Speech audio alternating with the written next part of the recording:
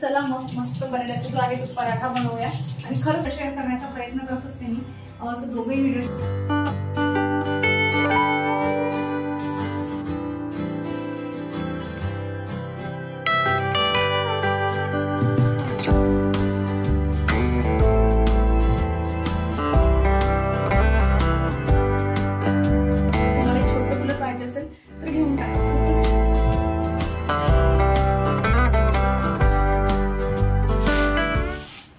पियाला ना म्हणजे तिला अशी इच्छा झाली की आज जे आहे ना आलूचा पराठा खाऊया असं, आणि भरपूर दिवसापासून बनवलेला पण नव्हता. म्हटलं चला मग मस्त बटाट्याचा जो आहे तो पराठा बनवूया. आणि खरंच खूप दिवसापासून खाल्ला नाहीये. दही पण आहे मस्त, आणि त्यासोबत जे आहे ठेचा वगैरे बनवला तर खूप छान लागतो. सो दही अवेलेबल आहे, ठेच्याच्या मिरच्या पण आहेत. तर मग ही रेसिपी आज बनलीच पाहिजे म्हणून जे आहे आजची रात्रीची रेसिपी जी आहे ती मस्त असा आलू पराठा जो आहे तो बनणार आहे.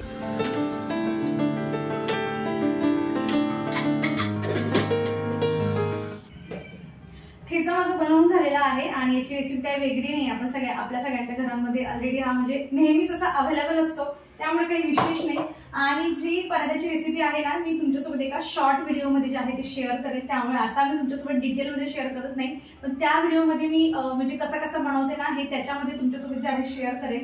सो तुम्ही लॉंग व्हिडिओ सोबत जर शॉर्ट व्हिडिओ माझे बघत नसाल तर ते पण बघत जा. बऱ्याचशा काही रेसिपीज असतात, कधी मी लॉंग व्हिडिओमध्ये शेअर करते तर कधी शॉर्ट व्हिडिओमध्ये शेअर करते. त्यामुळे जे आहे तुम्ही एकदा जर बघायला सुरुवात केलं, तुम्ही जर लॉंग शॉर्ट दोघं बघताय तर मग तुम्हाला दोघंही जे आहेत ते व्हिडिओज रिकमेंड होतात. त्यामुळे तुम्ही कुठल्याही फॉर्मॅट मधला व्हिडिओ जर बघायला म्हणजे तुम्ही बघत नसाल तर बघायला सुरुवात करा. म्हणजे रेसिपीज असतात किंवा ज्या एक्स्ट्राच्या गोष्टी असतात की इथे काय शेअर केलंय तर त्याच्यामध्ये थोडं वेगळं शेअर करण्याचा प्रयत्न करत असते मी. सो दोघेही व्हिडिओ जे आहेत ते तुम्ही माझे बघत जा.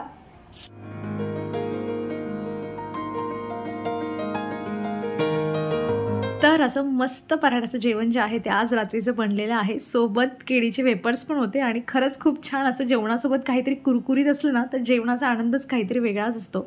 तर मी रात्रीचं लगेच इथे जेवण झाल्यानंतर सगळं किचन वगैरे आवरते. तसं मी सायंकाळी व्हिडिओचं जेव्हा शूट करायला सुरुवात केली ना माझ्या प्लॅनिंगमध्ये खूप काय होतं की हे दाखवूया ते दाखवूया, पण खाल्ल्यानंतर ना म्हणजे पोट भरून खाल्ल्यानंतर जी एनर्जी असते ना ती अशी डाऊन होऊन जाते आणि सुस्ती जी असते ना ती यायला लागते. म्हटलं जाऊ दे आता भांडीकुंडी आवरते आणि उद्याच्या दिवशी जे आहे ते तुमच्यासोबत व्हिडिओ कंटिन्यू करेल. तर आता इथे सगळं किचन जो आहे तो क्लीन करून घेते. भांडी वगैरे तशी भरपूरच निघतात कुठलाही स्वयंपाक केला तरी, आणि पराठा वगैरे म्हटला तर 2 भांडी जरा जास्तीच निघतात. आणि ते सगळं काम आवरून झाल्यानंतर माझं किचन जे आहे ते मस्त असं नीटनेटकं ऑर्गनाइज्ड आहे आणि महत्त्वाचं म्हणजे स्वच्छ झालेलं आहे. तर चला मग आपण भेटूयात आता उद्याच्या दिवशी.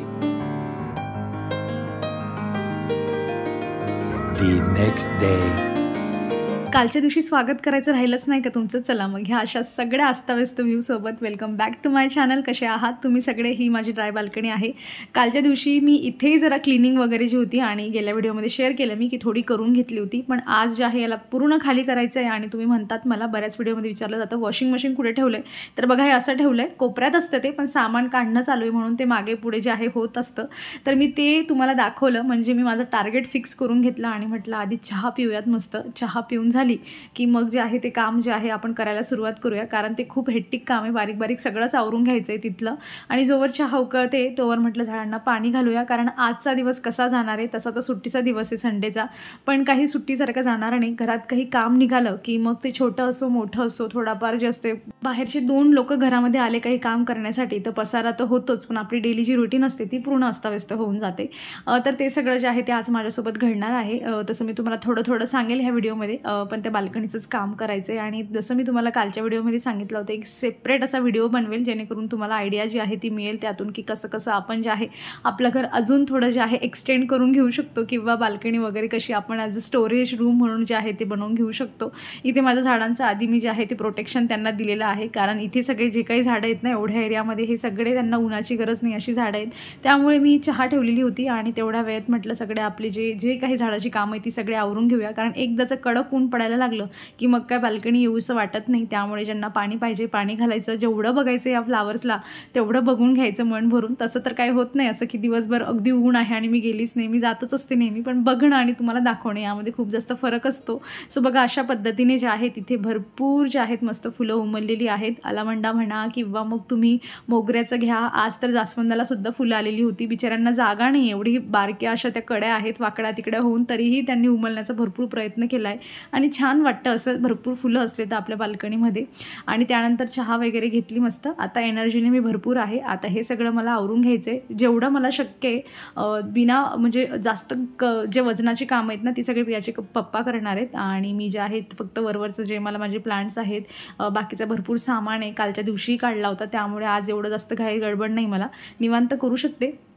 पण तरी त्या लोकांनी सांगितलं आहे की आम्ही 11 वाजेच्या अराउंड जे आहे ते येऊन जाऊ. मग त्यापर्यंत आपल्याला पूर्ण बाल्कनी खाली करून क्लीन वगैरे करून द्यायची आहे, जेणेकरून त्यांनाही काम करायला मोकळं. जितकी मला अडचण होते ना इथे काम करण्यासाठी, तेवढंच त्या लोकांनाही जे आहे ती अडचण होणार आहे. म्हणजे जी कामं लवकर होती त्याच्यासाठी वेळ लागेल. तर मी एक एक गोष्ट काढून जे आहे, तसं हा जो इथे मी छोटा रॅक जो हँग केला आहे ना त्याची काही काढायची गरज नाही, म्हणून बऱ्याचशा गोष्टी तिथे मी सगळ्या अशा ज्या आहेत ना म्हणजे ठेवून दिल्या आहे की जाऊ दे, जेवढं मावतं आहे त्यामध्ये तेवढं ठेवा, कारण त्याला काढायची गरज नाही आहे. इथे मी कपडे वाळवत घालण्यासाठी दोरी वगैरे सुद्धा बांधून ठेवली होती. तर म्हटलं आता तीही नळेल, तीही काढावी लागेल. तुमच्यापैकी बरेच लोक मला विचारतात की तुझं वॉटर फिल्टर किंवा माठ वगैरे तू कुठे ठेवते, तर ते माझं इथेच असतं बघा. वॉशिंग मशीन पण इथेच असतं. म्हणजे जेवढा हा स्टोरेज रूम आता मी याला यूज करते ना, मला असं बनवायचं आहे की याच्यापेक्षा दुप्पटीचा सामान जो आहे तो यामध्ये माझा बसला पाहिजे आणि त्यासाठीच माझे आता काही प्रयत्न जे आहेत ते चाललेले आहेत.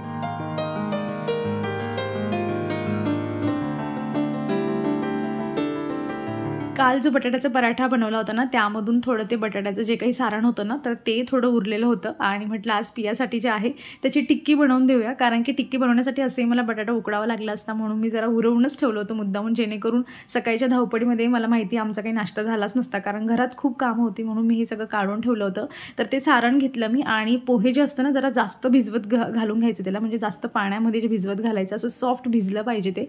आणि हे तुम्ही तळून पण घेऊ शकता, तुम्ही तव्यावर पण याला बनवून घेऊ शकता किंवा तुमच्याकडे एअर फ्रायर असेल, मायक्रोवेव्ह असेल त्यामध्ये तुम्ही बनवून घेऊ शकतात. तर बेसिकली मी काय केलं आहे त्यामध्ये ते पोहे घातलं आणि जे रात्रीचं पराठ्याचं सारण होतं त्यामध्ये ते घातलं. जर नसेल ना सारण मग तुम्ही त्यामध्ये कोथिंबीर, कांदा हे सगळं कट करून बारीक चिरून मस्त घालायचं. तुम्ही त्यामध्ये मटर घालू शकतात किंवा मग ग्रीन बीन्स पण घालू शकतात, गाजर आहे ते बारीक करून घालू शकतात, जे काही व्हेजिटेबल आवडत आहे त्या त्यामध्ये घालायच्या. सुके मसाल्यामध्ये जे आहे थोडं जिऱ्याचं पावडर घालायचं आणि चाट मसाला वगैरे असे जे म्हणजे जे मसाले असतात ना चटपटीत सारखे असे थोडे त्यामध्ये टाकायचे. तुम्हाला हवं असेल तर तुम्ही तिखटही ॲड करून घेऊ शकतात किंवा मग चिली फ्लेक्स असतात आपले तेही ॲड केले तरी चालतात किंवा मग बारीक मिरचीसुद्धा ॲड केली तरी चालते. पण आता पियासाठी बनवते म्हटल्यावरती एक एक निवडत बसणार, म्हणून मी सरळ चिली फ्लेक्स थोडे ॲड केले त्यामध्ये आणि अशा टिकीज ज्या आहेत त्या बनवून घेतल्या आणि त्यानंतर एअर फ्रायरमध्ये यांना जे आहे ते 15-1 मिनटामध्ये होऊन जातात. असं मी एवढं कॅल्क्युलेट नाही केलं की किती टाईम किती डिग्री वगैरे, मी फटक्यात लावून दिलं त्याला, कारण मी हे करता करता बाकीचे कामं पण माझे चालले होते. कधीतरी एक डिटेलमध्ये असं व्यवस्थित रेसिपी जी आहे ती शेअर करेल, पण सोपी रेसिपी आहे. जे तुमच्याकडे अवेलेबल असेल, जसे चटपटीत मसाले असतील ते सगळे त्यामध्ये घालायचे, टिक्कीचा शेप द्यायचा, तव्यावर भाजून घेतलं तरी चालतं किंवा डीप फ्राय केलं तरीही चालतं. खूप टेस्टी लागते, हेल्दी पण आहे, टिफिनसाठी पण हा ऑप्शन चांगला आहे. आणि बघा अशा पद्धतीने ज्या आहेत त्या बनवून तयार झालेल्या आहेत. ही अशी टिक्की ना तुम्ही बऱ्याच वेगवेगळ्या म्हणजे प्रकारे जी आहे ती बनवून घेऊ शकतात. जसं आपलं कॉर्नफ्लॉवर असतं त्याच्यामध्ये तुम्ही डीप करून किंवा ब्रेड क्रम्स आहेत ते तुम्ही कोटिंग दिली त्याची तर अजून दिसायला छान दिसेल. आणि असंही त्यामध्ये पोहे आणि बटाटा असल्यामुळे तर ते हेल्दी आहेत आणि व्हेजिटेबल अजून घातलं तर अजून हेल्दी होऊन जाईल. सो बघा तुम्ही यूट्यूबला यावर जे आहे म्हणजे आलू टिक्की किंवा जे आहे आलू आणि पोह्याची टिक्की असं सर्च केलं तर तुम्हाला छानशी रेसिपी जी आहे ती मिळून जाईल. आणि मी इथे जे आहे किचन व्यवस्थित आवरून घेत आहे, कारण ते लोक कधीही येतील म्हणून मी सगळं आवरून ठेवते. मला ना बऱ्याच वेळा जे आहे ना या कूलरबद्दल कमेंट्स आलेले आहेत की एवढं छोटं कूलर आहे की युजफुल आहे की नाही वगैरे असं. आणि बघा मी गेल्या 4 वर्षापासून याला यूज करतोय. सो मला तरी वाटते की जर तुम्हाला म्हणजे घरामध्ये 3 लोक असतील तर 2 लोकांना याची हवा खूप छान लागते, थर्ड जो पर्सन असतो त्याला थोडीशी कमी हवा लागते, पण हळूहळू जसं रूम गार होऊन जातो तसं त्याच्यापर्यंत ही गार हवा जी असते ती पोहोचून जाते. पण 2 जणांसाठी हे कूलर खूपच छान आहे. किंवा मग तुम्ही बॅचलर आहात किंवा काय आहात आणि छोटं कूलर तुम्हाला पाहिजे, मला असं वाटतं की एकदम परफेक्ट आहे, घेऊ शकतात तुम्ही. किंवा लहान बाळ असेल आणि जास्त इन्व्हेस्ट करायची नसेल तर आई आणि बाळासाठी पण हे कूलर चालू शकतं. आम्ही हे घेताना यासाठी घेतलं होतं की हे जास्त स्टोरेज खाणार नाही, कारण की जसं पुण्यामधली जर म्हणजे असं उन्हाळ्याचं जर बघितलं आपण तेवढा जास्त उन्हाळा नसतो.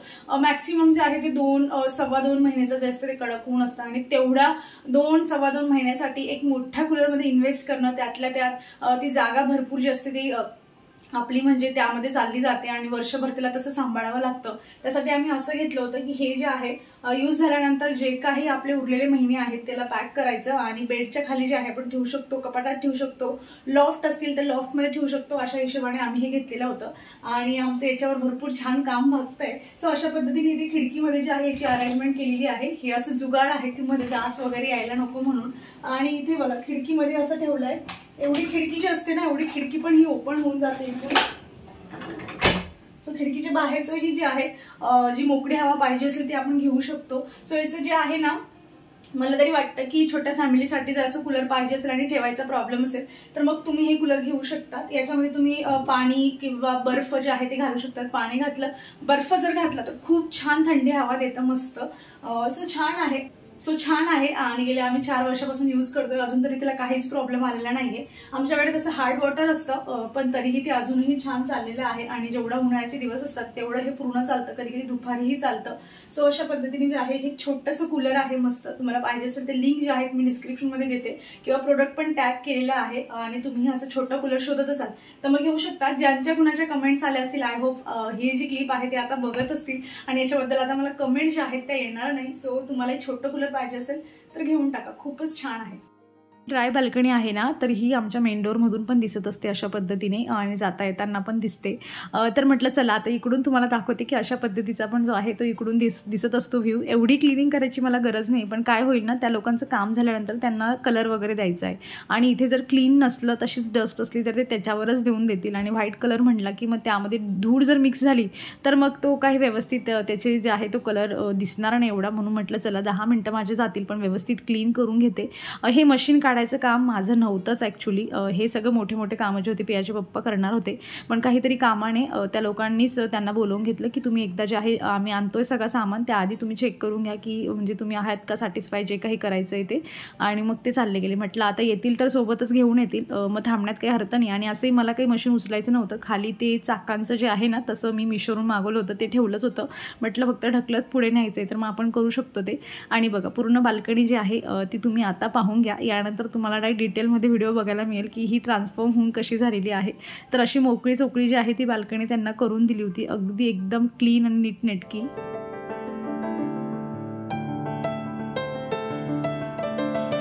दुपारी ना आम्ही खूप ट्राय केलं की म्हणजे आपण स्वयंपाक करू शकतो सगळं भाजीपाला वगैरे सगळं काही होतं पण गोष्ट अशी होत होती की इथूनच ती ड्राय बाल्कनी जी आहे ती पूर्ण अटॅच आहे आणि त्यांचं काम ते तिथेच करत होते. जे पण त्यांचं काही लोखंड कापायचं वगैरे सगळं काम तिथे चाललं होतं.